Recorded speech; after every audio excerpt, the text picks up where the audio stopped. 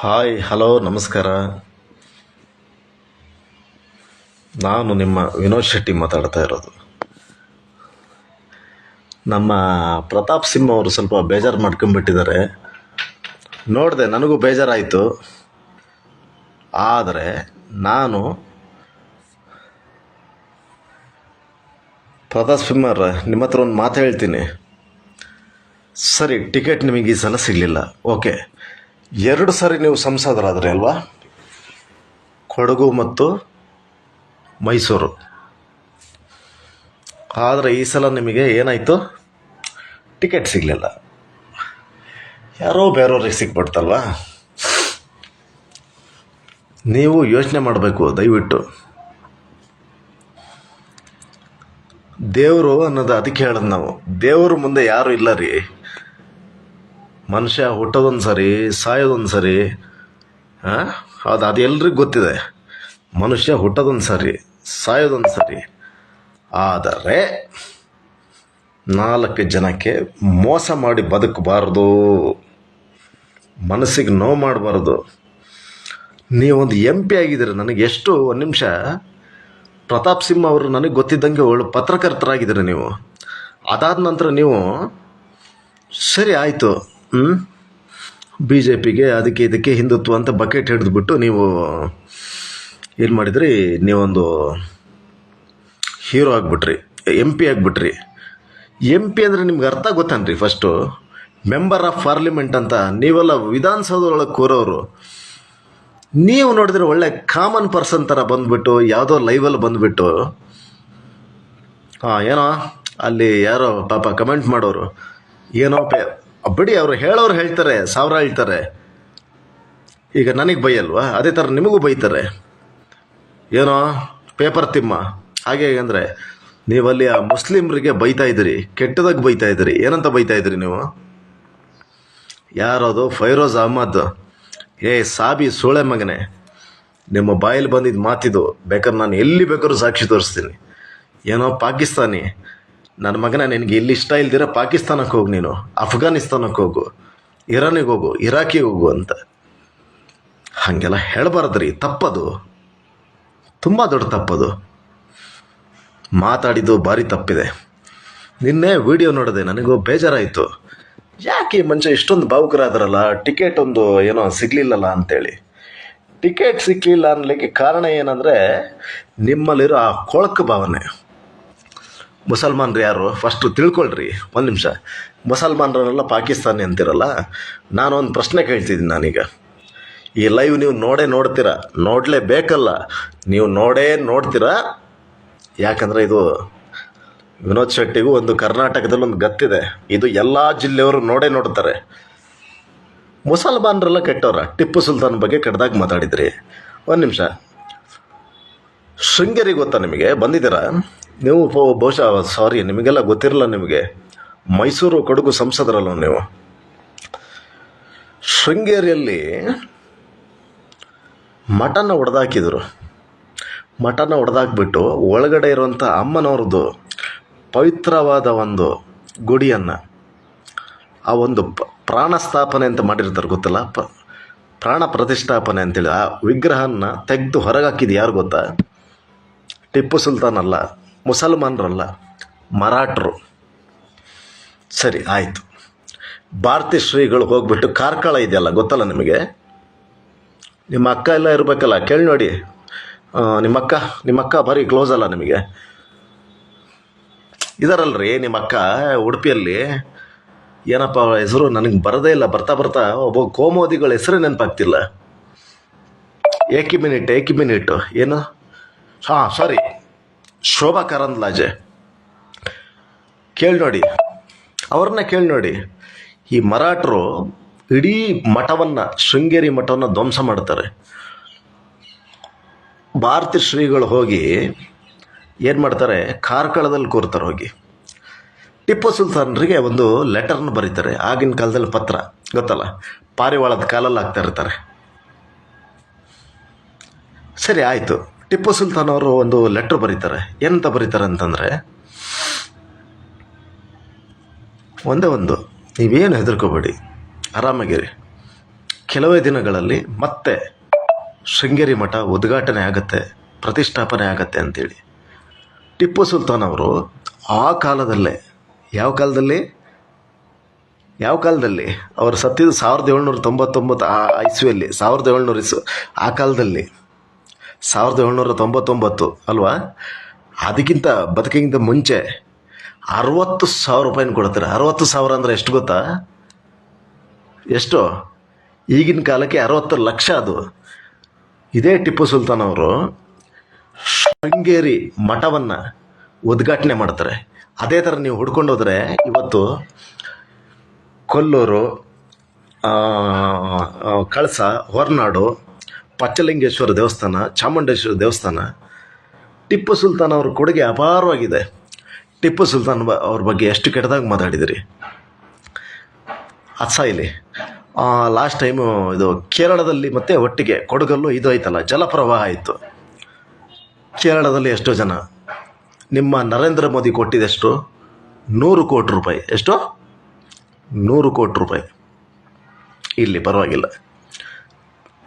ನಿಮ್ಮ ಇದರಲ್ಲೂ ಸ್ವಲ್ಪ ಇದಾಯಿತು. ಎಲ್ಲಿ? ದಾವಣಗೆರೆಯಲ್ಲಿ ನಿಮ್ಮ ರೇಣುಕಾಚಾರ್ಯ ಹೋಗಿ ಯಾವುದೋ 2 ಅಡಿ ಅದು 1 ಅಡಿನೂ ಅಲ್ಲ 2 ಅಡಿ ತೆಪ್ಪದಲ್ಲಿ ಹೋಗ್ಬಿಟ್ಟು ನಾನೇನೋ ಸಾಧನೆ ಮಾಡ್ತೀನಿ ಅಂತ ಅಲ್ಲೊಂದು ನಾಟಕ, ಒಂದು ವಿಡಿಯೋ.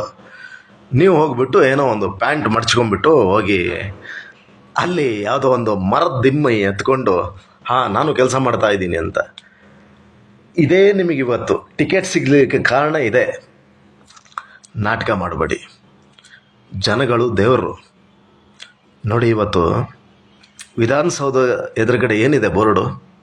ಜನಸೇವೆ, ಜನಾರ್ದನ ಸೇವೆ ಅಂತ ಅಲ್ವಾ? ಜನಗಳ ಸೇವೆ ಮಾಡಿ. ಇವತ್ತು ನಿಮಗೆ ಓಟ್ ಹಾಕಿದವರು ಫುಟ್ಪಾತಲ್ಲಿ ಮಲಗ್ತಾರೆ. ನೀವು ಓಟ್ ಹಾಕ್ಸ್ಕೊಂಡವರು ಇವತ್ತು ನೀವು AC ಕಾರಲ್ಲಿ ತಿರುಗಾಡ್ತೀರ. ಆಡಿ ಕಾರು, ಬೆನ್ಸ್ ಇರ್ಬೋದು, ಇನ್ನೊಂದು ಮತ್ತೊಂದು ತಿರುಗಾಡ್ತೀರ. ಜನಗಳನ್ನು ಮರಿಬೇಡಿ. ಮನೆ ಹತ್ರ ಆಯಿತು, ಓಟ್ ಸಿಗೋವರೆಗೆ ಕಾಲಿಗೆ ಬೀಳ್ತೀರ ಹೋಗ್ಬಿಟ್ಟು. ಅಮ್ಮ ತಾಯಿ ಅಂತೇಳಿ ಮಕ್ಕಳಿಗೆ ಮುತ್ತು ಕೊಡ್ತೀರ ಹೋಗ್ಬಿಟ್ಟು. ಮುತ್ತು ಅಜ್ಜ ಯಾರು ವಯಸ್ಸಾದವ್ರು ಇದ್ದರೆ ತಲೆಗೆ ಮುತ್ತು ಕೊಡ್ತೀರ. ಅಜ್ಜಿ ಆಶೀರ್ವಾದ ಮಾಡಿ ಅಂತೀರ. ಅದೇ ನಾಳಿನ ಕಷ್ಟ ಅಂತ ಬಂದರೆ, ಮನೆ ಹತ್ರ ಬಂದರೆ ಸೆಕ್ಯೂರಿಟಿ ಹತ್ರ ಹೇಳಿಬಿಟ್ಟು ಒದ್ದು ಓಡಿಸ್ತೀರ. ಇದು ನನ್ನ ಅನುಭವ, ನನಗೂ ಗೊತ್ತಿದೆ. ದಯವಿಟ್ಟು ಇನ್ನಾದರೂ ಈ ನಾಟಕಗಳನ್ನು ಬಿಟ್ಬಿಡಿ. ಟಿಕೆಟಿಗೋಸ್ಕರ ಮತ್ತೆ ಒದ್ದಾಡ್ತಿದ್ದೀರ. ಮತ್ತೆ ನಿಮ್ದು 2-3 ಭಾಷಣಗಳು ನೋಡಿದೆ, ಏನೇನು ಮಾತಾಡ್ತಿದ್ರಿ.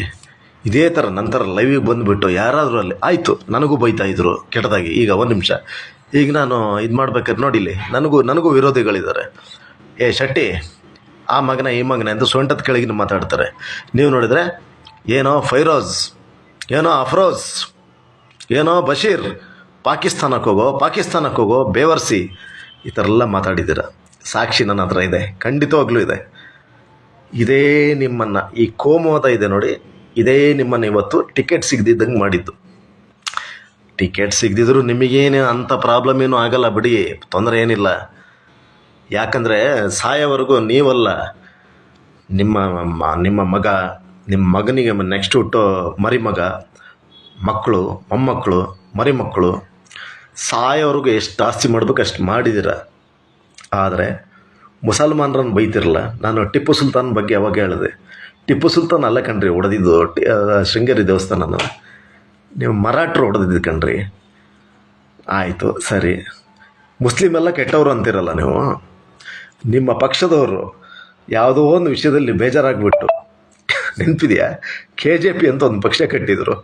ಅಲ್ಲೋಗ್ಬಿಟ್ಟು ಟಿಪ್ಪು ಸುಲ್ತಾನ್ ಟೋಪಿ ಅಂತೆ, ಖಡ್ಗ ಅಂತೆ. ಯಾರೋ ನಿಮ್ಮ R ಅಶೋಕು, ಯಡಿಯೂರಪ್ಪ, ಶೋಭಾ ಕರಂದ್ಲಾಜೆ. ಅವಾಗ ನೋಡಿದ್ರೆ ಟಿಪ್ಪು ಒಬ್ಬ ದೇಶಪ್ರೇಮಿ ಅಂತ. ಮತ್ತೆ ಅದೇ KJPಯಿಂದ ಹೊರಗೆ ಬಂದ ಮೇಲೆ ಟಿಪ್ಪು ಒಬ್ಬ ದೇಶದ್ರೋಹಿ. ಕೊಡಗಲ್ಲಿ ಬ್ರಾಹ್ಮಣನನ್ನು ಕೊಂದಿದ್ದಾನೆ, ಎಷ್ಟೋ ಜನ ಹೆಣ್ಮಕ್ಳನ್ನು ಕೊಂದಿದ್ದಾನೆ. ಸುಳ್ಳು ಮಾತಾಡೋದು ನೀವು. ಸರಿ, ಮುಸಲ್ಮಾನರೆಲ್ಲ ಕೆಟ್ಟವರಾದ್ರೆ ನಾನೊಂದು ಮಾತು ಕೇಳ್ತೀನಿ, ಪ್ರತಾಪ್ ಸಿನಿಮಾ ಅವರೇ, ನೀವು ನೋಡಬೇಕಿದು. ನೀವು ನೋಡ್ತೀರಂತ ನನಗೆ ಗೊತ್ತಿದೆ. ಅಲ್ಲ ಪ್ರತಾಪ್ ಸಿಂಹ ಅವರೇ, ಅಬ್ದುಲ್ ಕಲಾಂ ಯಾರಾಗಾದ್ರೆ ಭಯೋತ್ಪಾದಕನ ರೀ? ಭಾರತ ದೇಶಕ್ಕೆ ಕ್ಷಿಪಣಿಯನ್ನು ಕಂಡುಹಿಡಿದವರು ಅವರು. ಈ ಟಿಪ್ಪು ಸುಲ್ತಾನು ಅಷ್ಟೇ, ಕ್ಷಿಪಣಿಯನ್ನು ಕಂಡುಹಿಡಿದವರು. ಅವರೆಲ್ಲ ಒಂದು ವಿಜ್ಞಾನಿಗಳು. ಒಬ್ಬ ಒಳ್ಳೆ ಲೇಖಕರಿದ್ದಾರೆ ಗೊತ್ತಾ, ಅವ್ರ ಹೆಸರು ನಿಸಾರ್ ಅಹಮದ್ ಅಂತೇಳಿ, KS ನಿಸಾರ್ ಅಹಮದ್ ಅಂತೇಳಿ. ಅವರು ಭಯೋತ್ಪಾದಕರಾಗಿದ್ದಾರೆ. ಕೇಳಿ, ಪಕ್ಷಿ ಪ್ರೇಮಿ ಸಲೀಂ ಅಲಿ ಅಂತಿದ್ದಾರೆ, ಅವರು ಭಯೋತ್ಪಾದಕರಾಗಿದ್ದಾರೆ. ಹೇಳಿ ಪ್ರತಾಪ್ ಸಿಂಹ ಅವರೇ, ಯಾಕೆ ಮಾತಿಲ್ವಾ? ಸರಿ, ಅದೆಲ್ಲ ಆಯಿತು. ಇಬ್ರಾಹಿಂ ಸುತಾರ್ ಅಂತ ಲಾಸ್ಟಿಗೆ ಸತ್ತೋದ್ರು ಗೊತ್ತಾ? ಹಿಂದೂ ಮುಸ್ಲಿಂ ಭಾವೈಕ್ಯತೆನ ಅವ್ರನ್ನ ನೋಡ್ಬೇಕಾದ್ರೆ ನಂಗೆ ಶಿರಡಿ ಸಾಯಿಬಾಬಾನ ನೋಡ್ದಂಗೆ ಆಗ್ತಿತ್ತು. ದಿನ ಅವರು ಟಿ ವಿಯಲ್ಲಿ ಬರ್ಬೇಕಾದ್ರೆ ನಾನು ಹಿಂಗೆ ನಮಸ್ಕಾರ ಮಾಡ್ತಾ ಇದ್ದೆ. ಸೇಮ್ ಶಿರಡಿ ಬಾಬಾನ ನೋಡ್ದಂಗೆ ಆಗ್ತಿತ್ತು. ಹಿಂದೂ ಮುಸ್ಲಿಂ ಭಾವೈಕ್ಯತೆನ ಸಾರಿದ್ರು ಅವರು. ಮುಸ್ಲಿಮರನ್ನು ಬೈತಿರಲ್ಲ, ನಾಚಿಕೆ ಆಗಲ್ವ ನಿಮಗೆ? ಇವತ್ತು ನಿಮಗೆ ಅಷ್ಟು MP ಆಗಿದ್ದೀರಲ್ರಿ ಸ್ವಾಮಿ, ಯಾಕೆ ಡೆಲ್ಲಿಗೆ ಹೋಗೋ ಯೋಗ್ಯತೆ ಇಲ್ಲ ನಿಮಗೆ? ಡೆಲ್ಲಿಯಲ್ಲಿ ಗೇಟೇ ಇದೆ, ಹೋಗಿ ನೋಡಿ. ಅಲ್ಲಿ 62,000 ಜನ ಮುಸ್ಲಿಮರು ಈ ದೇಶಕ್ಕೋಸ್ಕರ ರಕ್ತ ಚೆಲ್ಲಿದ್ದಾರೆ, ಪ್ರಾಣ ಕೊಟ್ಟಿದ್ದಾರೆ. 10,000 ಜನ ದಲಿತರು, 8,000 ಜನ OBCಗಳು ಎಲ್ಲರೂ ಕೊಟ್ಟಿದ್ದಾರೆ ಈ ದೇಶಕ್ಕೆ. ಕ್ರೈಸ್ತರು ಕೊಟ್ಟಿದ್ದಾರೆ ಈ ದೇಶಕ್ಕೆ. ಕ್ರೈಸ್ತರ ಕೊಡುಗೆ ಕೂಡ ಅಪಾರವಾಗಿದೆ. ಇವತ್ತು ನೀವು ಬೆಂಗಳೂರಲ್ಲೇ ಇದ್ದೀರಲ್ಲ, ಬಹುಶಃ ಒಂದು ನಿಮಿಷ, ನೀವು ಕೊಡಗು ಮೈಸೂರು ಸಂಸದರು ಇರ್ಬೋದು, ಆದರೆ ಬೆಂಗಳೂರಲ್ಲಿ ನಿಮಗೆ ಇರುತ್ತಲ್ಲ, ಏನೋ ಕೊಟ್ಟಿರ್ತಾರಲ್ಲ, ಇದು ಏನದು ಕ್ವಾರ್ಟರ್ಸು ಅದು ಇದು ಅಂತೇಳಿ, ಅಲ್ಲೂ ನೀವು ನೋಡಿದಿರಲ್ಲ ಎಷ್ಟು Cubbon hospital, Victoria hospital, Cubbon park, ಮತ್ತೊಂದು ಇನ್ನೊಂದು ಮತ್ತು ಇನ್ನೊಂದು ಏನು ಕಣ್ಣಿನ ಹಾಸ್ಪಿಟ್ಲು ಬರುತ್ತದು, ನಂಗೆ ಅಷ್ಟೊಂದು ನೆನಪಿಲ್ಲ. ತುಂಬ ಕ್ರಿಶ್ಚಿಯನ್ ಹಾಸ್ಪಿಟ್ಲುಗಳಿದೆ. ಕ್ರೈಸ್ತರ ಸೇವೆ ಕೂಡ ಅಪಾರವಾಗಿದೆ ಈ ದೇಶದಲ್ಲಿ. ನೀವು ಕೋಮೋದ ಮಾಡಿದ್ರಲ್ಲ, ಅದರದ್ದು ಪ್ರಭಾವ ಇದು. ಟಿಕೆಟ್ ಸಿಕ್ಕಲಿಲ್ಲಲ್ಲ, ಸತ್ತೋಗ್ಲು ಹೇಳ್ತೀನಿ, ತುಂಬ ಸಂತೋಷ ಪಡ್ತಾ ಇದ್ದೀನಿ ಕಣ್ರಿ. ನಾನು ಇವತ್ತು ಹೇಳ್ತಾ ಇದ್ದೀನಿ, ನಾನೊಬ್ಬ ಹಿಂದೂ ಆಗಿರ್ಬೋದು, ಯಾರು ಬೇಕಾದ್ರೂ ನಾನು ವಿರೋಧ ಮಾಡಲಿ, ಪರವಾಗಿಲ್ಲ. ಮೊನ್ನೆ ಏನೋ ರಾಮನ ವಿಚಾರದಲ್ಲಿ ಮಾತಾಡಿದೆ, ಅದನ್ನು ಬೇಕು ಅಂತೇಳಿನೇ ನನ್ನ ಮೇಲೆ ಅಯೋಗ್ಯ ಅಂದೆ ಹೇಳಿ ಅಂದೆ. ಆಯಿತು, ಮೀಡಿಯಾದವ್ರ ಮುಂದೆನೂ ಸಾಕ್ಷಿ ಕೊಟ್ಟೆ, ನಾನು ಆ ಥರ ಹೇಳಲೇ ಇಲ್ಲ, ಹಿಂಗಾಯ್ತು ಅಂತ ಹೇಳ್ತಾ ಇದ್ದೀನಿ. ಕೇಳಿ, ಒಳ್ಳೆಯದಲ್ಲ ಪ್ರತಾಪ್ ಸಿಂಹ ಅವರ ಇದೆಲ್ಲ. ಗಾಳಿ, ಬೆಳಕು, ಸೂರ್ಯ, ಚಂದ್ರ ಇದೆಲ್ಲ ಒಂದೇ. ಈಗ ನೋಡಿ, ಒಂದು ನಿಮಿಷ, ದೇವರಂದ್ರೆ ಯಾವುದು? ಒಂದು ನಿಮಿಷ, ನಾವೀಗ ದೇವಸ್ಥಾನಕ್ಕೆ ಹೋಗ್ಬಿಟ್ಟು 2 ಕೈ ಹಿಂಗೆ ನಮಸ್ಕಾರ ಮಾಡ್ತೀವಲ್ವ? ಮುಸಲ್ಮಾನರು ಏನು ಮಾಡ್ತಾರೆ, ಅದೇ 2 ಕೈನ ಹಿಂಗೆ ಇದು ಸ್ವಲ್ಪ ಅಗಲಿಸ್ಬಿಟ್ಟು ಅಲ್ಲ ಅಂತಾರೆ. ಕ್ರಿಶ್ಚಿಯನ್ರು ಅದೇ 2 ಕೈನ ಅಗಲ ಮಾಡಿಬಿಟ್ಟು ಏಸು ಕಾಪಾಡು ಅಂತಾರೆ. ಇದೇ ಜೀವನ ಕಣ್ರಿ. ಪ್ರತಾಪ್ ಸಿಂಹ ಅವರೇ, ನಾಳೆ ದಿನ ಸತ್ತರೆ ಎಲ್ರಿಗೂ ಸಿಗೋದು 6 ಅಡಿ 3 ಅಡಿ ಜಾಗ. ಅರ್ಥ ಆಯ್ತಾ ನಿಮಗೆ? ಆ 6 ಅಡಿ 3 ಅಡಿ ಜಾಗದಲ್ಲಿ ವ್ಯತ್ಯಾಸ ಏನು ಅಂತ ನಾನು ಹೇಳ್ತೀನಿ ಕೇಳಿ. ಹಿಂದೂಗಳು ಸತ್ತೋದ್ರೆ 6 ಅಡಿ 3 ಅಡಿ ಚಟ್ಟ ಕಟ್ತಾರೆ, ಸೌದೆ ಹಾಕ್ಬಿಟ್ಟು ಸುಟ್ಟಾಕ್ತಾರೆ, ಮುಗೀತು. ಮುಸ್ಲಿಮ್ರು ಸತ್ತೋದ್ರೆ ಅದೇ 6 ಅಡಿ 3 ಅಡಿ ಜಾಗದಲ್ಲಿ ದಫಾನ್ ಅಂತ ಮಾಡ್ತಾರೆ. ಯಾಕಂದರೆ ಅವರಲ್ಲೊಂದು ನಂಬಿಕೆ ಇದೆ. ಆ ದಫಾನ್ ಮಾಡಬೇಕಾದ್ರೆ ಏನು ಮಾಡ್ತಾರೆ, ಒಂದು ಫುಲ್ಲು ವೈಟ್ ಬಟ್ಟೆ ಸುತ್ತಿರ್ತಾರೆ, ಯಾವುದು ಎಲ್ಲ ಮುಖ ಕಾಣಲೇಬಾರ್ದು, ಫುಲ್ಲು ವೈಟ್ ಬಟ್ಟೆ. ಅದ್ರ ಮೇಲೆ ಒಂದು ಮಣ್ಣಿನ ಕಣ ಕೂಡ ಬೀಳಬಾರ್ದು. 3ನೇ ದಿವಸಕ್ಕೆ ವಿಚಾರಣೆ ಇರುತ್ತೆ ಅಂತೇಳಿ, ಅದು ಅವ್ರ ನಂಬಿಕೆ. ಓಕೆ, ಒಬ್ಬ ಕ್ರಿಶ್ಚಿಯನ್ ಸತ್ತರೆ ಅವನಿಗೂ ಅಷ್ಟೇ 6 ಅಡಿ 3 ಅಡಿ ಜಾಗ. ಪ್ರತಾಪ್ ಸಿಂಹ ಅವರೇ, ಏನಿಲ್ಲ, ಒಂದು ಮರದ ಬಾಕ್ಸಲ್ಲಿ ಇಟ್ಕೊಂಡ್ಬಂದು ಹೂತಾಕ್ಬಿಡ್ತಾರೆ. ನಿಮ್ಮ ತಪ್ಪು ಎಲ್ಲ ಆಯಿತು ಗೊತ್ತಾ? ಮಾತಿದ್ರೆ ಮುಸ್ಲಿಮರನ್ನು ಬೈಯೋದು, ಮುಸ್ಲಿಮರು ಓಟೇ ಬೇಡ, ಹಾಗೆ ಹೀಗೆ ಅಂತೇಳಿ. ಅದಕ್ಕೆ ಅಲ್ವಾ ಇವತ್ತು ಕರ್ನಾಟಕದ ಜನ ಎಷ್ಟು, ನಾನು ಹೇಳೋದು ನನಗೆ ಇವತ್ತು ಭಾರಿ ಸಂತೋಷ ಆಗುತ್ತೆ. ಸುಳ್ಳಿಗೆ ಕೊನೆ ಇಲ್ಲ, ಸತ್ಯಕ್ಕೆ ಸಾವಿಲ್ಲ. ಪ್ರತಾಪ್ ಸಿಂಹ ಯಾಕೆ ಕಾಂಗ್ರೆಸ್ಸನ್ನು ಅಧಿಕಾರ ತಂದರು ಅಂದರೆ ಜನಕ್ಕೆ ಗೊತ್ತಾಯಿತು, ಇವ್ರು ಬರೀ ಮಾತಾಡಿದರೆ ಶ್ರೀರಾಮ, ಅಯೋಧ್ಯ, ಪಾಕಿಸ್ತಾನ, ಖಲಿಸ್ತಾನ, ಅಫ್ಘಾನಿಸ್ತಾನ, ಇರಾನ್, ಇರಾಕ್, ಖಲಿಸ್ತಾನ, ಕಬರ್ಸ್ತಾನ, ಸ್ಮಶಾನ, ಇದನ್ನು ಹೇಳ್ಕೊಂಡೇ ಇವರು ಬದುಕ್ತಿದ್ದಾರೆ ಅಂತೇಳಿ ಎಲ್ರಿಗೂ ಗೊತ್ತಾಗಿದೆ.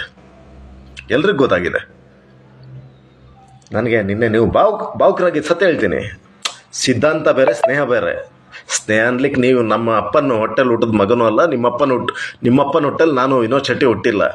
ಆದರೆ ನೀವು ಸ್ವಲ್ಪ ಭಾವುಕರಾಗಿದ್ದು ಬೇಜಾರಾಯಿತು. ಆದರೆ ಭಾವುಕ ಆಗಿದ್ರಲ್ಲಿ ನೀವು ತಿಳ್ಕೋಬೇಕು, ನಿಮಗೆ ನಿಜವಾಗ್ಲೂ ಮನಸ್ಸೊಳಗಡೆ ಒಬ್ಬ ಪರಮಾತ್ಮ ಇದ್ದರೆ, ಒಂದು ಆತ್ಮಸಾಕ್ಷಿ ಅನ್ನೋದಿದ್ದರೆ, ಯೋಚನೆ ಮಾಡಿರಿ, ಎಷ್ಟು ತಪ್ಪು ಮಾಡಿದ್ದೀರ ನೀವು, ಎಷ್ಟು ತಪ್ಪು ಮಾಡಿದ್ದೀರ. ಮುಸಲ್ಮಾನರನ್ನು ಆ ಲೈವಿಗೆ ಬರೋದು, ಏನೋ ಫಯಾಜ್, ಏನೋ ಬಶೀರ್, ಏನೋ ಇಕ್ಬಲ್ ಪಾಕಿಸ್ತಾನಕ್ಕೆ ಹೋಗೋ ಭಯೋತ್ಪಾದನೆ ಮಾಡ್ಲಿಕ್ಕೆ ನಾವು ಬಿ ಜೆ ಪಿಯವ್ರು ಬಿಡಲ್ಲ, ನಮ್ಮದು ಹಿಂದೂ ರಾಷ್ಟ್ರ. ಇದೇ ನಿಮ್ಮ ಮಾಡಿದ ತಪ್ಪು. ಈಗಲೂ ಹೇಳ್ತಾ ಇದ್ದೀನಿ, ಹೋರಾಡ್ತಿದ್ದೀರ ಮೊನ್ನಿಂದ ಟಿಕೆಟಿಗೋಸ್ಕರ, ನನಗೆ ಟಿಕೆಟ್ ಬೇಕು ಅಂತ. ಈಗಲೂ ಹೇಳ್ತಿದ್ದೀನಿ, ಟಿಕೆಟ್ ಸಿಕ್ಕಿದ್ರೆ ಸಂತೋಷನೇ, ಮೂರನೇ ಸಲ MP ಆಗ್ತಿರಲ್ವ, ಸಂತೋಷನೇ. ಆದರೆ ಮುಸಲ್ಮಾನರು ನಮ್ಮ ದೇಶದವರು, ಅರ್ಥ ಮಾಡ್ಕೊಳ್ಳಿ ದಯವಿಟ್ಟು. ಮುಸಲ್ಮಾನರು ನಮ್ಮ ದೇಶದವರೇ, ಅವರು ಈ ದೇಶಕ್ಕೋಸ್ಕರ ಪ್ರಾಣ ಬಿಟ್ಟಿದ್ದಾರೆ. 1000 ಸಲ ಹೇಳ್ತಾ ಇದ್ದೀನಿ. ಅವರನ್ನು ನಿಮ್ಮ ಅಣ್ಣ ತಮ್ಮಂದ್ರ ಥರ ನೋಡಿ, ನಿಮ್ಮ ಮನೆಯಲ್ಲೇ ಒಬ್ಬರನ್ನಾಗಿ ನೋಡಿ. ಈಗ ಒಂದು ನಿಮಿಷ, ಇದು BJP ಅವ್ರು ನೋಡಿದರೂ ತೊಂದರೆ ಇಲ್ಲ. ಈಗ ನಾನು ರೋಜಾದಲ್ಲಿದ್ದೀನಿ, ನಾನು ಬೆಳೆಯಿಂದ ಒಂದು ತೊಟ್ಟು ನೀರು ನಾನು ಕೊಡೋದಿಲ್ಲ. ನಾನು ಸಂಜೆ 6:40ಕ್ಕೆ ಒಂದು ಆಜಾನ್ ಆಗುತ್ತೆ, ಆಯಿತು, ಉಪವಾಸ ಬಿಡ್ತೀವಿ. ನಾನೇನಿಲ್ಲ, ಒಂದು ಬಾಳೆಹಣ್ಣು, ಒಂದು ಕರ್ಬೂಜ ಜ್ಯೂಸ್ ಕುಡಿತೀನಿ, ಮುಗೀತು. ಅದರಿಂದ ಏನಿಲ್ಲ, ವೈಜ್ಞಾನಿಕ, ಅದರಲ್ಲಿ ದೇವರು ಅಂತ ಬರಲ್ಲ. ಅಲ್ಲಿ ವೈಜ್ಞಾನಿಕತೆನೂ ಇದೆ, ಆರೋಗ್ಯನೂ ಇದೆ, ವೆಯ್ಟ್ ಲಾಸ್ ಆಗುತ್ತೆ. ಈಗ ಮುಸಲ್ಮಾನರಲ್ಲಿ ಏನಾಗುತ್ತೆ ಅಂತಂದರೆ, ಇದು ಸ್ವಲ್ಪ ನಾನ್ ವೆಜ್ ಜಾಸ್ತಿ ತಿಂತಾರೆ, ಕೊಲೆಸ್ಟ್ರಾಲ್, ಅದು ಹೃದಯಕ್ಕೆ ಸ್ವಲ್ಪ ತೊಂದರೆ. ಅದು ವರ್ಷಕ್ಕೊಂದು ಸಲ 1 ತಿಂಗಳು ಸರಿಯಾಗಿ ಉಪವಾಸ ಬಿಟ್ಟರೆ ಅಲ್ಲಿ ಆರೋಗ್ಯ ಸಮಸ್ಯೆನೂ ಚೆನ್ನಾಗಿರುತ್ತೆ, ಮತ್ತು ಮೈಂಡ್ ಇದೆಯಲ್ಲ, ಮೈಂಡು ಚೆನ್ನಾಗಿರುತ್ತೆ. ಇಂಗ್ಲೀಷಲ್ಲಿ ಒಂದು ಮಾತಿದೆ, empty mind is devil workshop ಅಂತೇಳಿ. ಅದನ್ನು ಕನ್ನಡದಲ್ಲಿ ನಾವು ಹೇಳ್ತೀವಿ, ಖಾಲಿ ತಲೆ ಸೈತಾನನ ನೆಲೆ ಅಂತೇಳಿ. ನಿಮಗಾಗಿದ್ದು ಅದೇ. ನಿಮಗೆ 24 ಗಂಟೆ ಮುಸಲ್ಮಾನರ ಬಗ್ಗೆ ಯೋಚನೆ. ಆ ಶೋಭಕಾರಂತ ನಿಮ್ಮಕ್ಕ, ಅವರಿಗೊಂದು ರಾತ್ರಿ ಸೊಳ್ಳೆ ಕಚ್ಚಂಗಿಲ್ಲ. ಅಯ್ಯಪ್ಪ, ಜಿಹಾದಿಗಳಿಗೆ ಕಚ್ಚಿರೋದು ಸೊಳ್ಳೆ, ಇದು ಜಿಹಾದಿಗಳಿಗೆ ಕಳಿಸಿರೋದು ನನ್ನನ್ನು ಸಾಯಿಸ್ಲಿಕ್ಕೆ ಅಂತ. ಅದನ್ನು ಬಿಟ್ಬಿಡಿ, ದೇಶ ನೋಡಿ.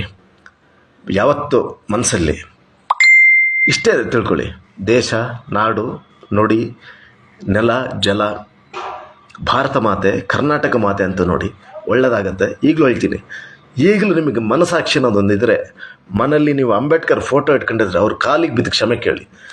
ಇನ್ಯಾವತ್ತೂ ನಾನು ಅನ್ಯ ಧರ್ಮದವ್ರ ಬಗ್ಗೆ ಕೆಟ್ಟದಾಗಿ ಮಾತಾಡಲ್ಲ ನಾನು.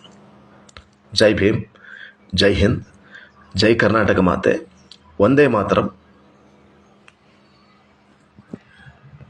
ಪ್ರತಾಪ್ ಸಿಂಹ ಅವರೇ, ಭಾರತ್ ಮಾತಾ ಕಿ ಜೈ. ಯಾವುದಕ್ಕೆ ಹೇಳಿ? ಹಿಂದೂ ರಾಷ್ಟ್ರಕ್ಕೆ ಜೈ ಅಲ್ಲ, ಭಾರತ್ ಮಾತಾ ಕಿ ಜೈ.